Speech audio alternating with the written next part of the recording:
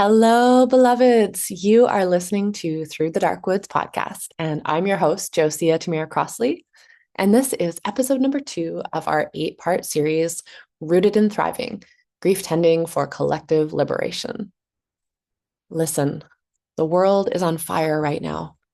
Most people are walking around carrying generations of unmetabolized pain and wondering why everything feels so heavy.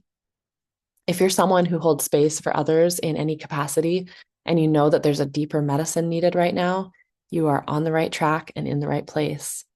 If you felt the call to grief tending and grief ritual work, but not known where to start, and if you would love to build a thriving grief tending practice that sustains you deeply, serves your community, and supports collective liberation, you are in the right place. I believe that community grief tending and ritual work is not just a critical way that we heal ourselves personally, although it's also that, but that this work is at the heart of our collective liberation. So, in this series, I'll be interviewing graduates of our grief tending and ritual facilitation training programs at Darkwoods of Grief. You'll get to hear about their initiations into grief and then that call to serving others that came to them, and then also what they're up to now as graduates from our programs. And then on the week of March 2nd, we'll be releasing 3 very special episodes, real talk straight from yours truly as a longtime grief tender, facilitator, and teacher of this work. We're going to be diving deep into what it takes to step into this work as your soul calling. Because when you're clearly called, then it just becomes a matter of how, right? So in these 3 final episodes, we'll be diving into number 1, grief tending skills and structures, how to offer work that holds its depth and power while living in colonial systems and structures that are falling right now. So, yeah. And then episode number 2, we're going to go into business models for liberation because, yeah, the reality of making a living in this sacred work, right? Is it possible to do what you love, to do what your soul calls you to, and thrive? And the answer is yes. And we're going to talk about how. And then in the 3rd episode, deep self-care for grief tenders, because it's critical with this work, of course, with all work, but especially with this work, that we are serving from a place of wholeness rather than depletion and burnout. If you'd like to sign up for our email list and receive every episode of this series in your inbox, you can go to darkwoodsofgrief.com/rooted-in-thriving. Link is in the show notes as well. And applications are open now for our 2026 Roots of Ritual Grief Tending Foundations Training, which begins March 24th. This program is our 4-month professional level 1 training designed to support you to grow your capacity to tend grief and trauma with confidence in both one-on-one and group settings. For $3,000 or 6 payments of $500, you get weekly live discussion calls, pre-recorded learning material, small groups for somatic practice and discussion.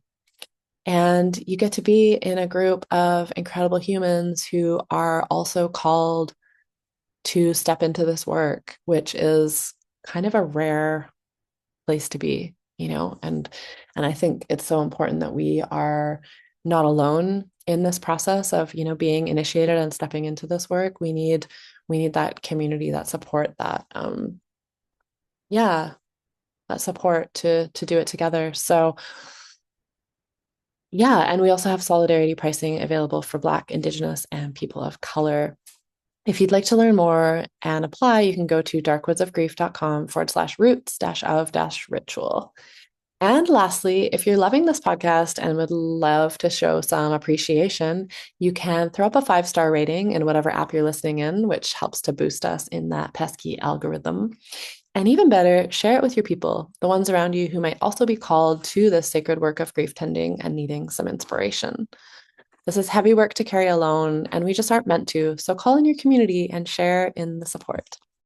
In today's episode, I'm talking to our community elder, Jane Spielman. Jane worked as an educator for 50 years, supporting transformative inquiry-based literacy for children from birth to teenagers to undergraduate and graduate teacher candidates. She helped build trauma and healing-informed school programs all over New York City that got to the root of what was in the way of students' learning. When her wife of over 3 decades fell ill, she began her study of caregiving and grief work. Jane believes that learning how to grieve and face trauma in safe enough spaces is essential to physical, emotional, and spiritual life, and is absolutely essential in the process of discovering the gift that we have to offer the world. Jane has studied with Zen and Tibetan Buddhist masters, hospice providers, and is a graduating student in our Darkwoods Grief Tending and Ritual Facilitation advanced training. Her work is grounded in these lineages as well as somatic tools, internal family systems work, and Reiki. Jane is also a anti-Zionist, a Jewish anti-Zionist who believes that we were born for these times, and she's a lifelong activist with a focus on allyship and decolonial struggles. She's also a proud lesbian who's always represented and collaborated with other LGBTQ2S folks. She's built her own active practice in Sow the Seeds of Healing to support individuals as well as couples and groups in somatic grief and trauma work. And she can be found on her Substack, which is called Choiceless Choices. Okay, so welcome. And today I am here with our very dear Jane Spielman. Yeah, so Jane came through the grief tending and ritual facilitation training 4 years ago now and has stayed with us and has a really incredible story. So I'm really happy to welcome you and to get to just have this conversation with you today, Jane. Welcome. Thank you. Thank you, Josiah. I mean, getting to know you and your work is just exactly what I needed when my wife and partner of 35 years died in 2021, spring, um, early spring. And I did some grief work with the hospice people um, and that was fine because they had helped me only on the last day of Leia's life. We had a beautiful death. Mm. Um, and I was able to shepherd Leia into leaving in the last week of her life. She was still walking around in between mini strokes. Mm. Um, she was 90 years old Mm. and vibrant till the end and feisty. She's Dutch. And so the Dutch are really, really feisty. Yeah. um, Oh.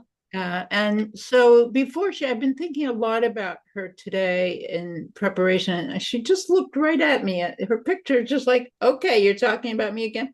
Um, she did. She I love actually it. I just, love it. Yeah, she's right here. No, I feel it. Yeah.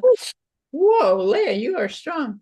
Um, so a few things that she said to me before she died, I felt really wanted to be here today. One is she said to me, "You really need to become a counselor because my therapists are never as good as when we talk." Mm. That had been a 35-year engagement that because I really believe in counseling for myself and doing a lot of somatic work to Mm. uncover what's going on inside of me. But and I became a Reiki master. She became a Reiki master through all of our years of uncovering the battles within Yeah. and trauma, big, Yeah. big, big trauma for both of us. The She, two of you did tremendous work together. Like you did a ton of counseling together and couples counseling and individual and just so much work together. It's so incredible. What a journey.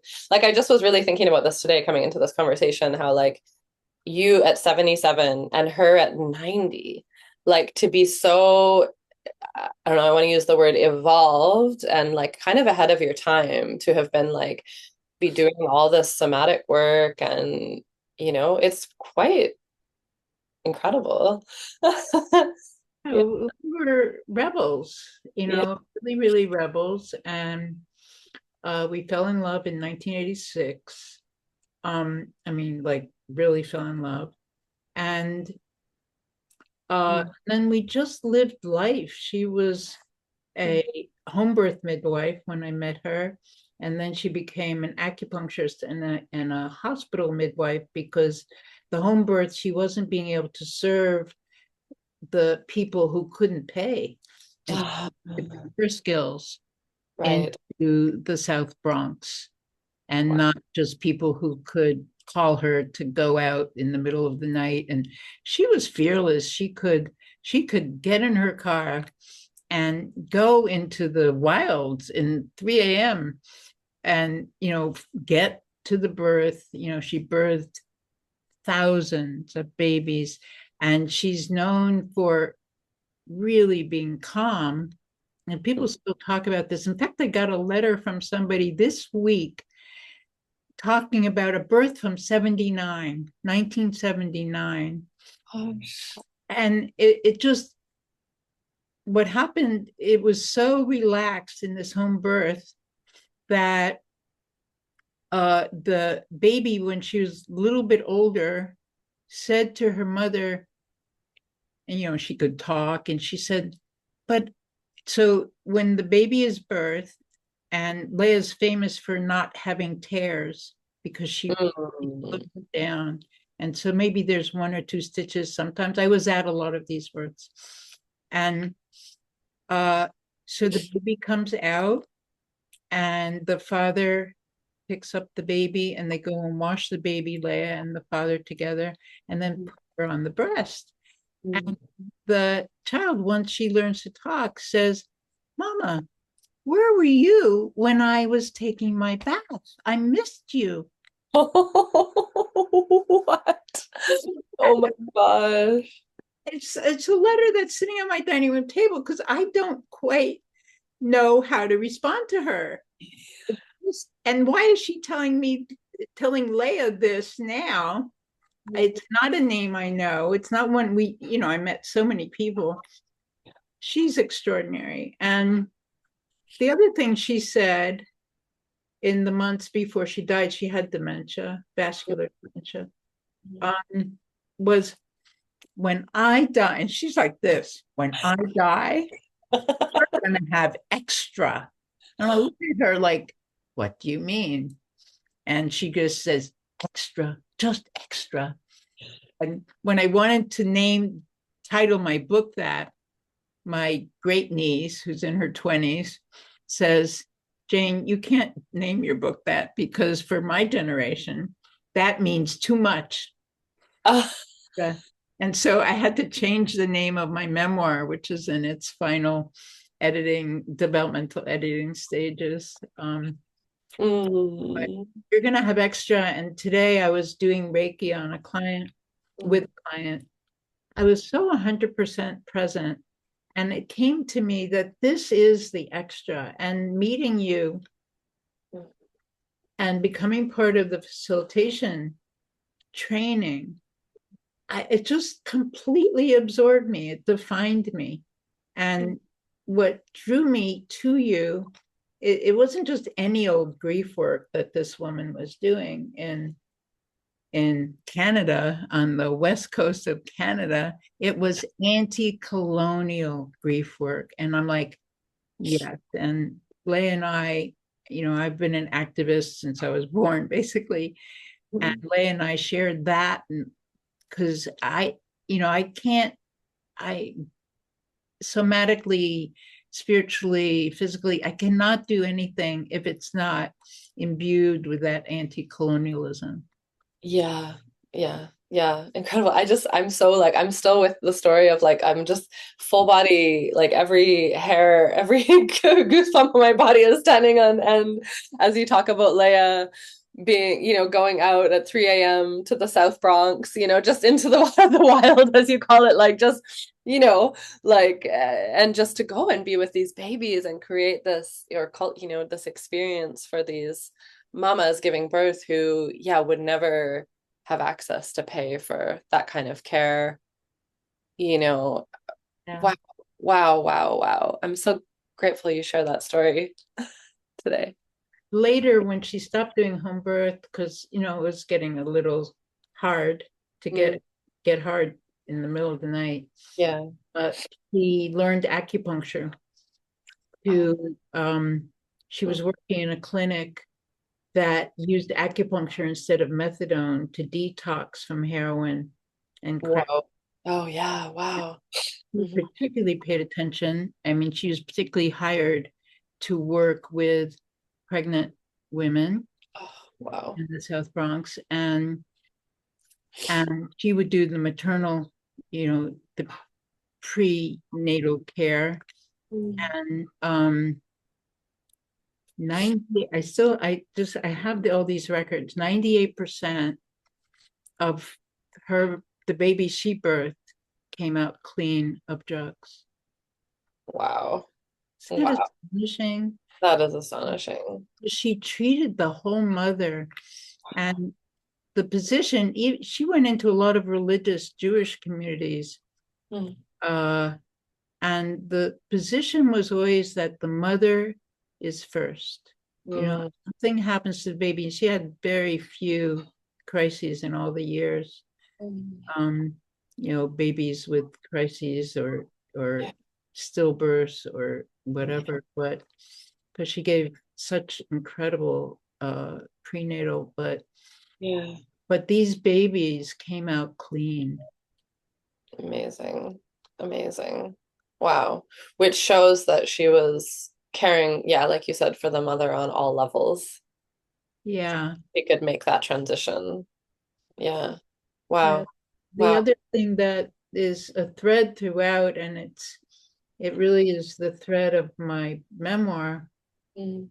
is our anti-Zionism. We're Jewish, Mhm. and she was raised religious Jewish, Mhm. but her father was not for Israel becoming a state where other people already lived. And Mhm. he fought against that, the British mandate. Yeah. He lost, of course, and then he was kicked out of Rotterdam, Holland, and Leah had to take him uh, and her mother in. That she was here in the U.S. by that time. Yeah. But the Oh, the Jewish community in Holland would not tolerate him, even though he had spent almost a year in Bergen-Belsen being tortured by the Nazis. He maintained his anti-Zionism all that time. yeah. Yeah. So that's why you're anti-colonial. I'm like, I'm Yeah. here. Yeah. Whatever. Well, because the anti-Zionism is anti-colonialism also, right? As I'm saying that for our listeners, not for your benefit. I know you know that. But Yeah, yeah. I Yeah. mean, we're talking about what's happening. If it's okay for me to just say three words about this, that Israel took a land where other people were already living, believing they have the biblical right to it, but many different peoples had lived there. But Yeah. at the time that the British manipulated the Jews who were looking for safety, and that would have been fine, if they could live on an equal basis with the Palestinians who were already there. Well, yeah, yeah. And there was and is Orthodox Jews that have lived there for years and years and years. And I'd say this for our listeners, the I'm just going to mute you for a second. I'll keep talking. The Orthodox Jews are very anti-Zionist, right? Because they're like, no, things were good before, like before the Zionism in Israel, and they were living there, and so and just to tie this all back to what we're doing at Dark Woods of Grief, and just feel free to unmute yourself whenever you're ready there. But it's when we look at something like the creation of the colony of Israel, or the creation of colonies anywhere, really, Canada and the United States, all of these different Australia, different places that were indigenous and became colonized. The colonizers were primarily people who were carrying a tremendous amount of unprocessed grief from the colonial process that they themselves suffered through in their homelands. I mean, the Jewish people is an incredible example because, we know that Holocaust survivors are the ones that these I'm forgetting the word epidemiology. Is that the right word for the markers on the DNA that are studied? That it's proven that these Holocaust survivors have markers on their DNA generations afterwards that reveal the trauma that they experienced. And Martine Prechtel talks about how when we're carrying unprocessed grief and trauma, of course we suffer, but uh, other beyond the personal suffering, we're very easily manipulatable, right? When we're not fully present with our soul, fully in our body, when we haven't worked with that trauma, we have the tendency to want to project it outwards, to want to, blame someone else. And so we're very easily manipulatable to to be riled up to then cause further harm upon, and to, create further harm on people who, the powers that be that are kind of above and conspiring and, for power, of course, and control. Yeah. And we become like pawns for them. Right. And so it's so heartbreaking. It's so tragic to see what's going on right now and just the levels of suffering that are being created and recreated because of all this unprocessed grief and trauma. I'm so glad that you're bringing it together in this way, that unprocessed grief Mhm. is the most dangerous thing. Yeah.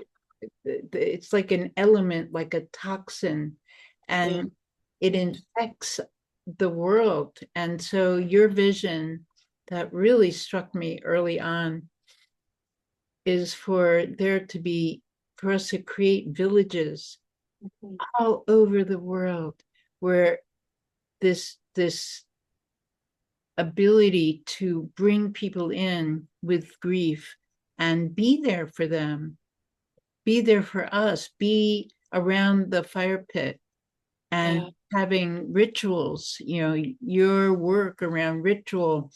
It in the beginning, even though one of our couples therapists, we had several in 30 years, couples is like, oh my God, the knots. Next level. Yeah, totally. I'm not, you're not being a couple. Yeah. With good support. Yeah. Both of us work with couples, right? I mean, I'm working with Yeah. several lesbian couples and heterosexual couples. Um, but this whole idea of ritual. So one of our last couples therapists, she was quite good, would notice that we do so many rituals together. We have very, precious. We would write a lot of cards to each other. If we were going on a trip, I would hide cards in her suitcase and she would hide them under my pillowcase. I mean, it's not hide because I know they're there. For each day that you're Oh, gone, I would write a card to her and she would write a card to me. And so that every morning so beautiful. Oh my gosh, I love that. just what does it mean to do ritual? But then your work is all ritual based and you have so much background with with people who have bring ritual, and you've studied with so many people. It's phenomenal, right? Yeah, well, I mean, I really was so drawn to the ritual work because I was working with grief in large groups, and people often ask me my story, and I don't share it a lot. So maybe I'll say a little bit now. When people ask me, "How did you end up doing this work?" Well, I mean, to track back even further than the ritual work is like, and to kind of tie it to the the decolonial work and the recognition of unprocessed grief as the creating so much harm in the world. um, I grew up with a mom who was, had a tremendous amount of unprocessed grief and trauma, um, the details of which I may never know, where it came from, but it manifested as, a really uh, yeah, basically inflicting harm on me, and which was not her intention. Absolutely, it was not her intention, but it was like she couldn't help it, right? There was no ability to self-regulate and to parent, in a good way.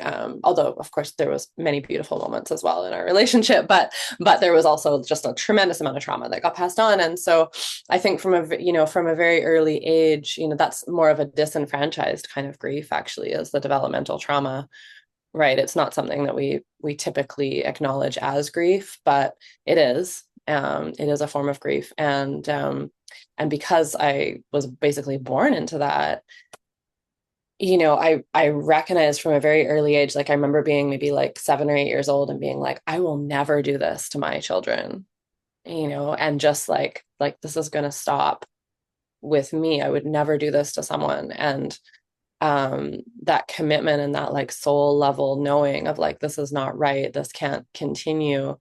And then, as I got to understand the world more, because of course, at that tender age, I didn't understand what was happening on the whole planet. But like as I grew older and gained the perspective, it became very clear to me that, this unprocessed grief is the thing that is causing so much suffering and so much harm amongst humanity, and the earth. The earth is being harmed because people don't feel the impact that they're having anymore. And I was going to tie that forward to, oh yeah, so the ritual work. Like, where was I going with this? The ritual work. I love So watching your mind work. yeah, I'm like, I know this all ties together somehow. We'll get there.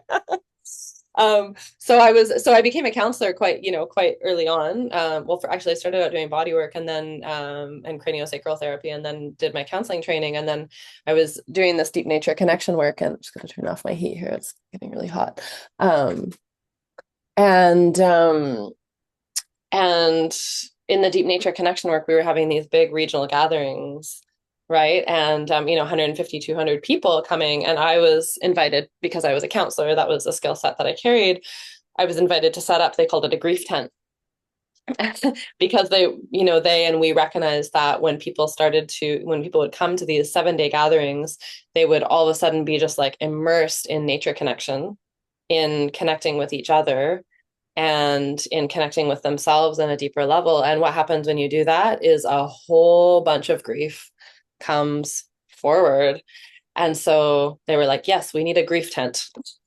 Right. So there's me, little me, in this grief tent. And it's like 7 days long and just like 24/7, a revolving door of people coming through because there's so much grief. And so by the end of those weeks, I would just be exhausted.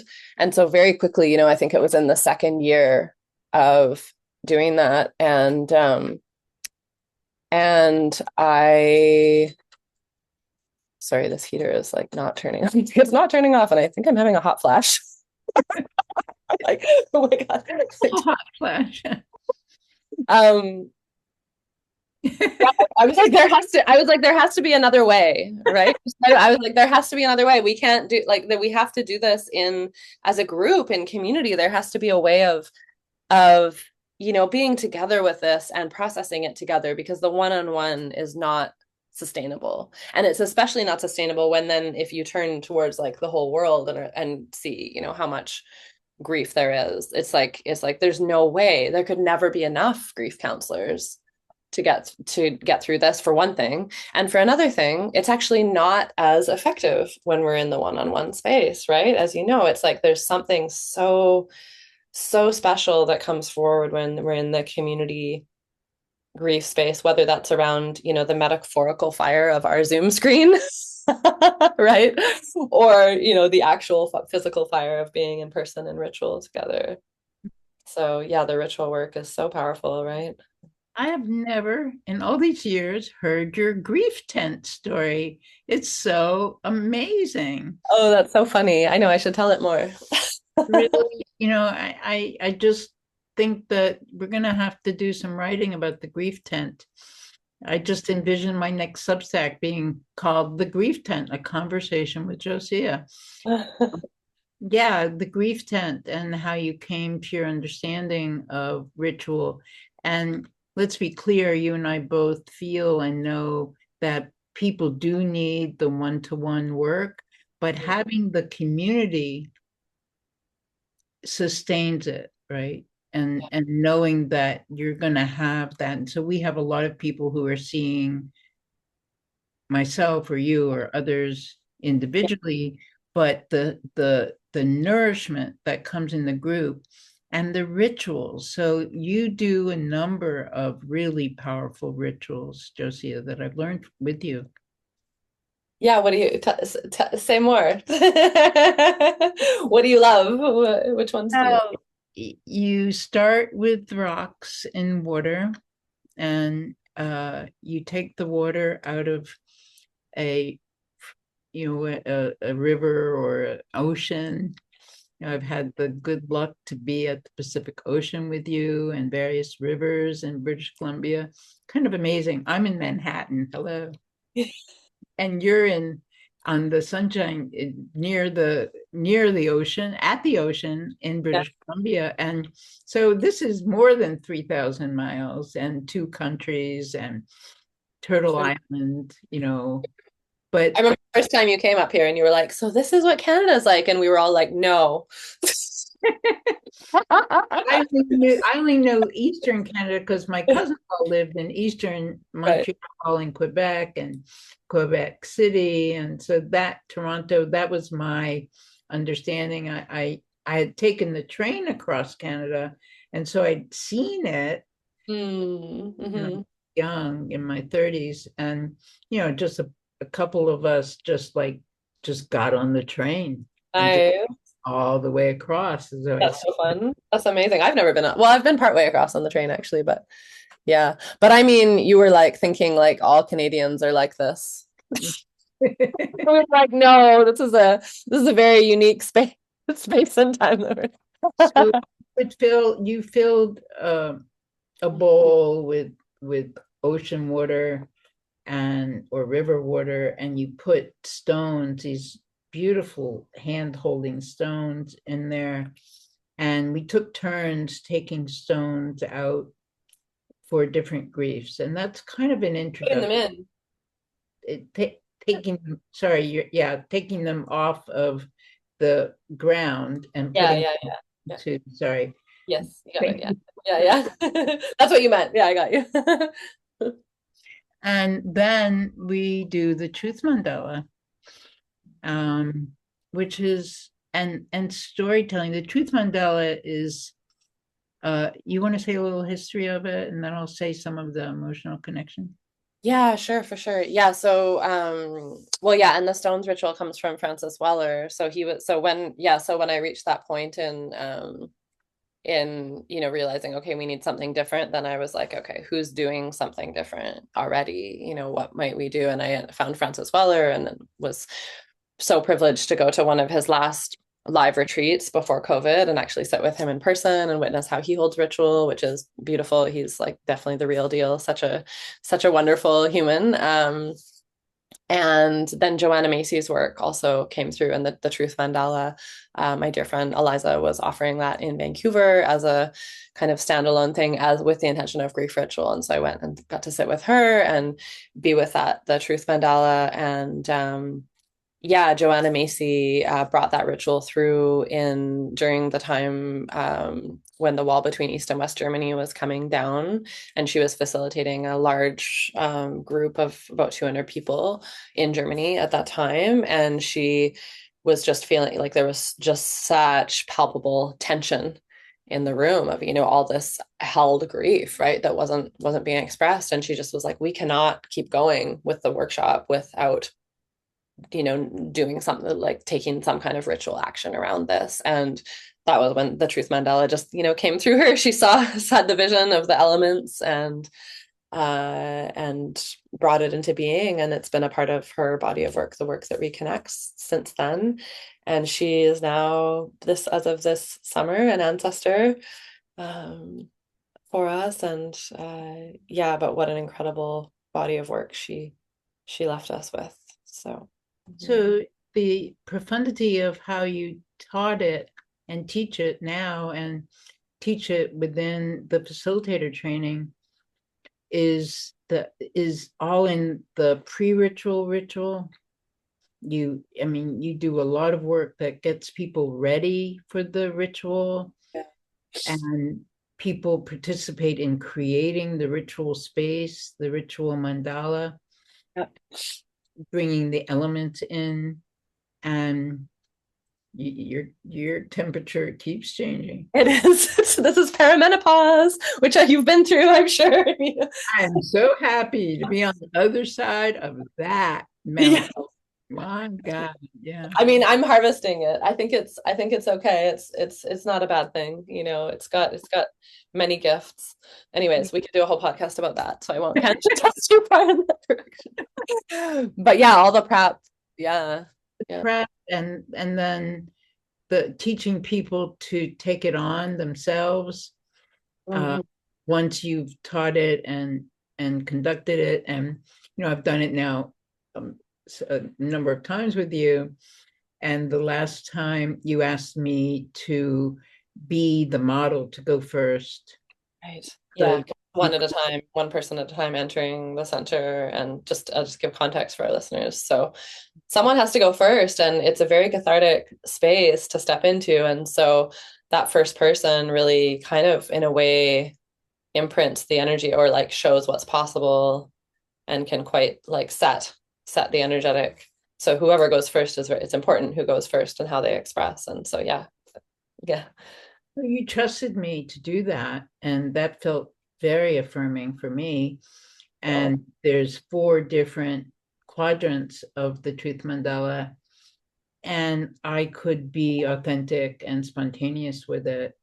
And the energy that I do energy work, you do energy work. We could feel the energy going into the yurt that we were meeting in, um, so that everybody was touched to feel what was authentic for them. And I think that as we become authentic with our own grief and trauma, which mm, is a process, it's not like it's ever over.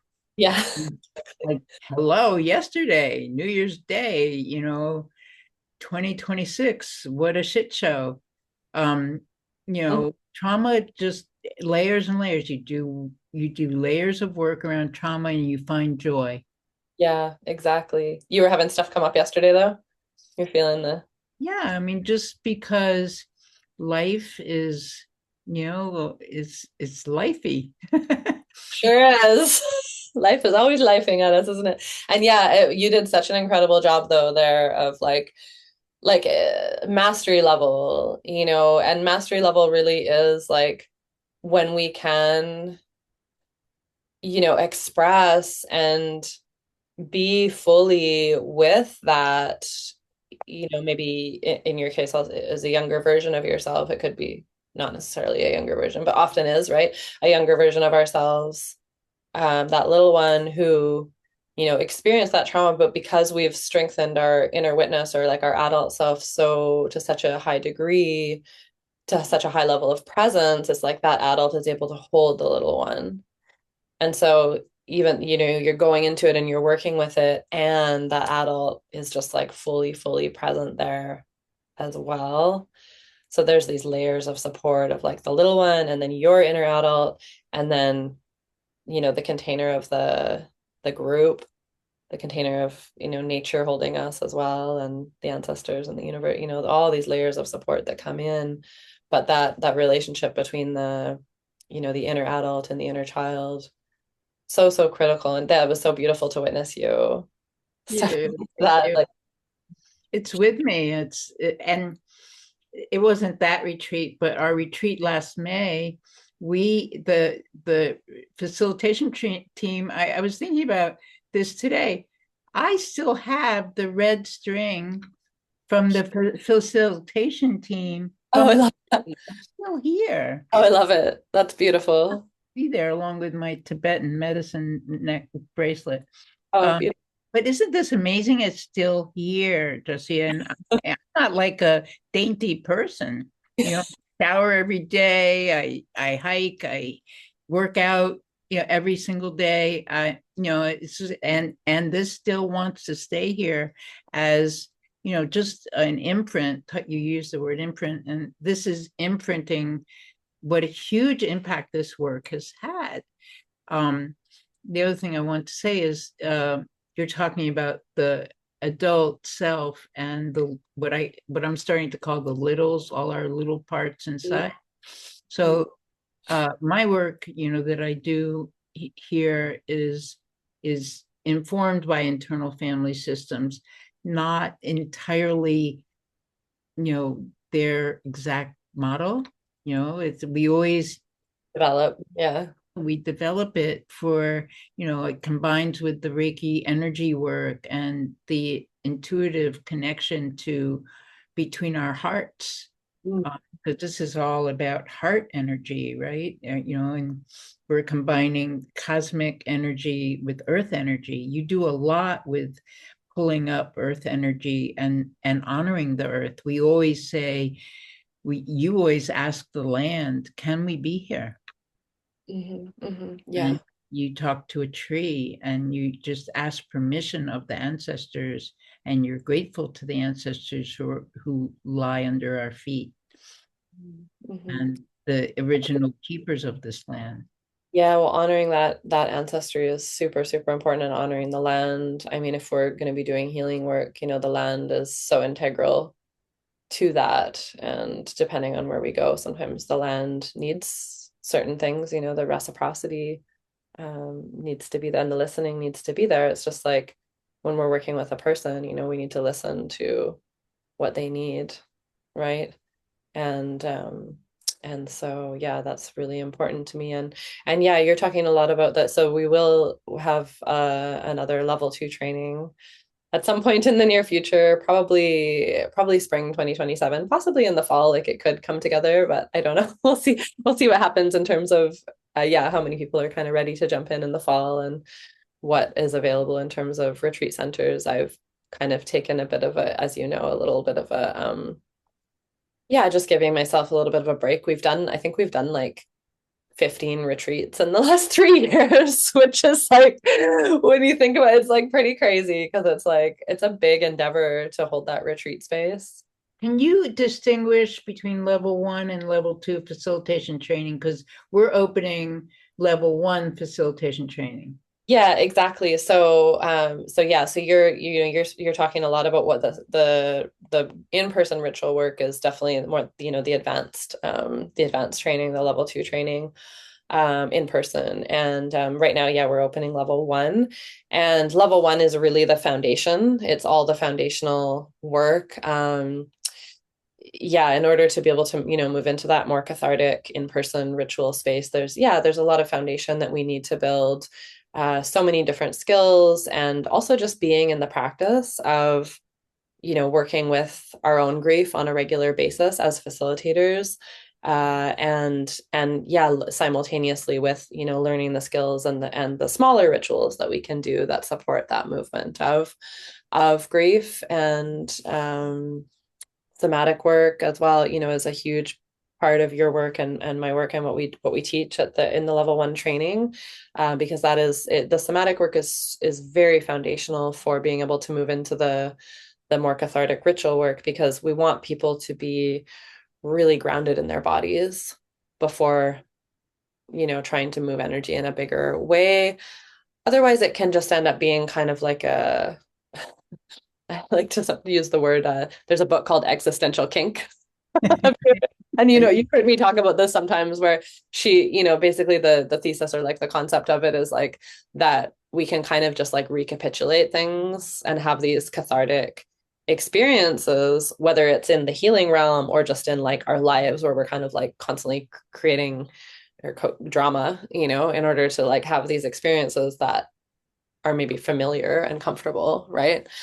Um, but ultimately, that's not healing, right? Healing is shifting in the direction of being more fully present, right, with what is, and feeling, being able to experience equanimity with that, and harmony with what is, and a sense of yeah, being able to feel the appropriate emotion for the experience in front of us, right? So if there's, something deeply tragic that we're witnessing, like we should feel grief and sorrow and perhaps anger, right?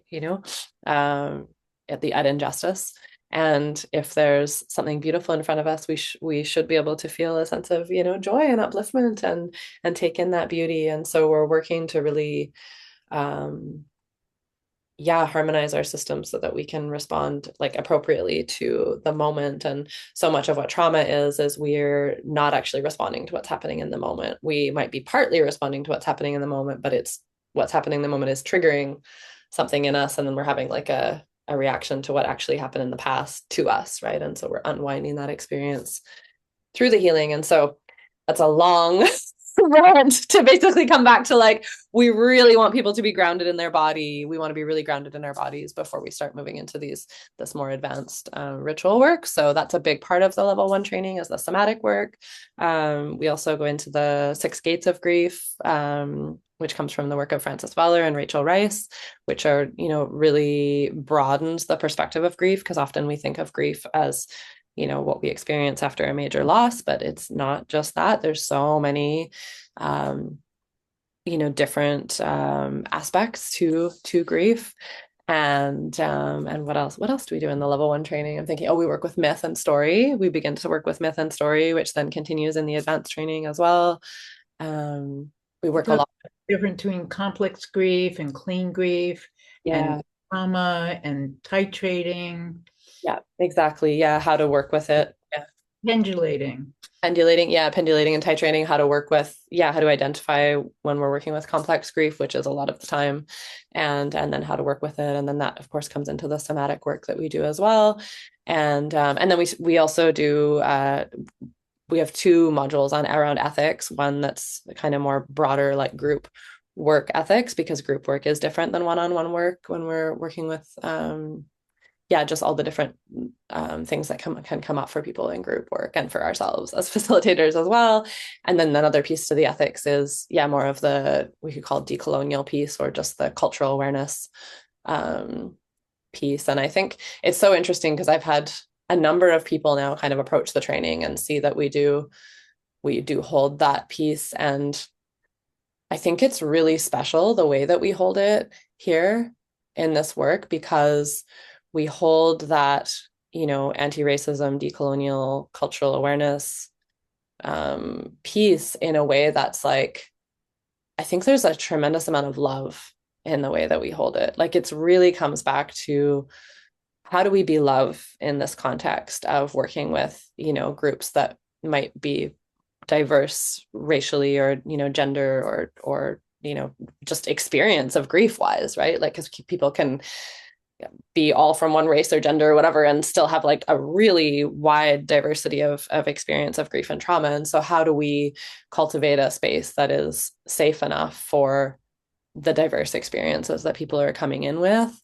And I have seen like a lot of the decolonial and anti-racism and diversity work or whatever. It's like there can be a lot of shaming and judgment and like making wrong in that work, and that's so not what we're about. We're about here, right? It's so like, Some of yeah, the experiences that we had that were this not, we are not shaming around this. yeah, You and I have the same incident in mind right now, I know, where the opposite happened, where we unshamed yeah, exactly.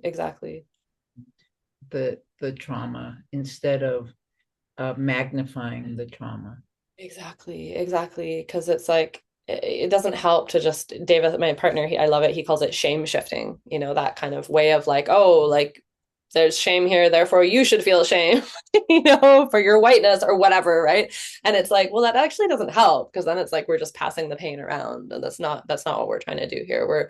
We're here to unwind all of that and come back to the literally the heart, like you said. It's like really all about the heart and the love, and how can we be together with an awareness that honors everyone in the room. Yeah. Well, I'm having good tears coming from my eye from the love that I'm feeling right here with us. It's very powerful, this work. And, the invitation is an open heart invitation. If this is something that you feel resonant with, and you think that it's something that you could like listen to Leah and do it for others, um, then we're here for you, and Josie and I see people during the training who need to be, heard and seen. You might not ever have been seen on this level. Maybe you have been and you've decided that you want to do this work in a particular community. We were lucky enough to have people who are starting their own work off of level one in their own communities. It's pretty exciting. It's pretty wild. It's so amazing. And part of the intention around creating the level one, and because when we first started the training, when you did the training, it was all one training, level one and level two together. And so people had to commit to coming to 3 retreats. So coming all the way up to Canada 3 times throughout the year, which is, of course, like quite a commitment, both financially and just energetically. And so a part of the intention in having the level one and level two is to make it a lot more accessible for people wherever you are in the world to be able to step in and do the level one training. And for one thing, then you get to, yeah, gain a ton of skills where you could actually, like, I would say that people who complete the level one could feel confident starting their own grief group or grief support group in their community. We also have a really beautiful model in our own grief and pray sessions that you get to partake in when you do the training. And so you get to, yeah, just, really get to know that model. And if you want to take it and use that, then you can.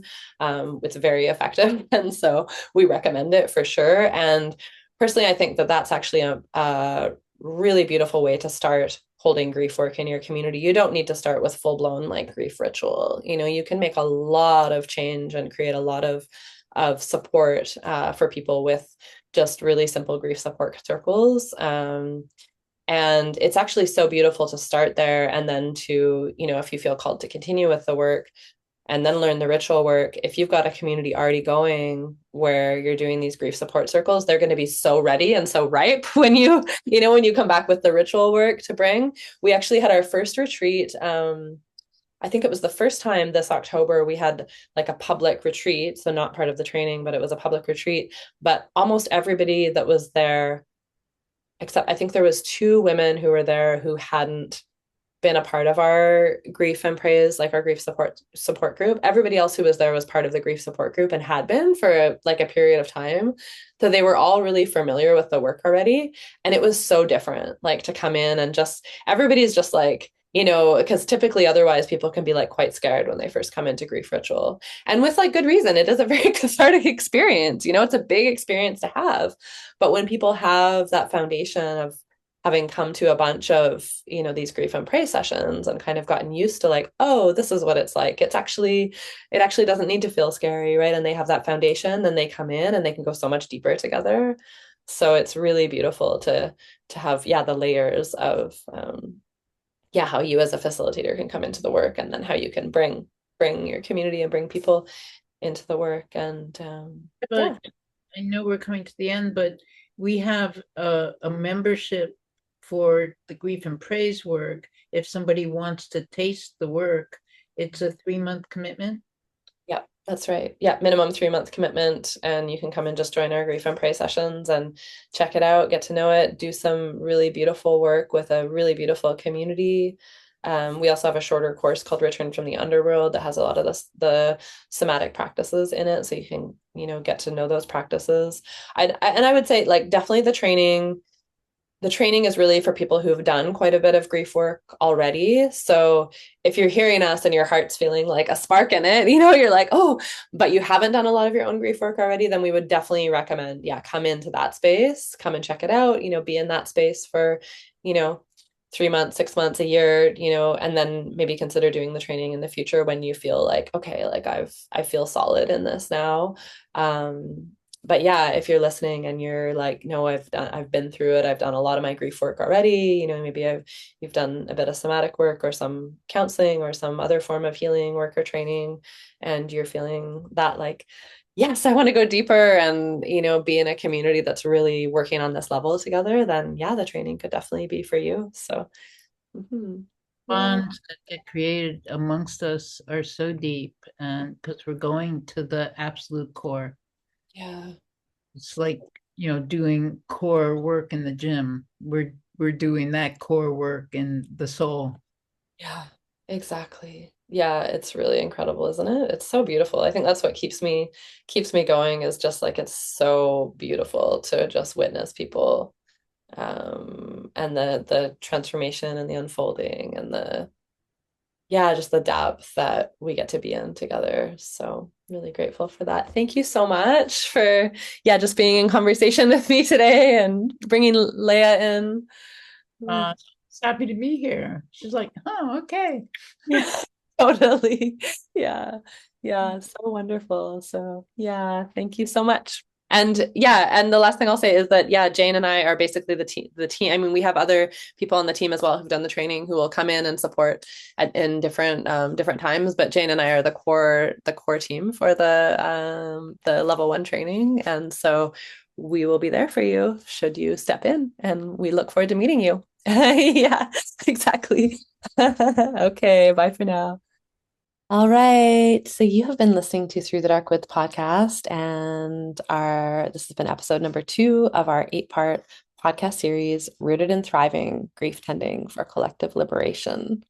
Thank you so much for listening. And again, if you are loving what you're hearing, you can throw up a 5-star in whatever app you're using to listen to this podcast on. And better yet, share it with the ones dear to you who may also be feeling the call towards grief work and grief tending. Because, yeah, we aren't meant to be doing this work alone. We need support, we need community, we need skills. And on that note, applications are open now for our 2026 Roots of Ritual Grief Tending Foundations training, which begins on March 24th. This program is our 4-month level 1 professional training designed to support you to grow your capacity to tend grief and trauma with confidence in both one-on-one and group settings.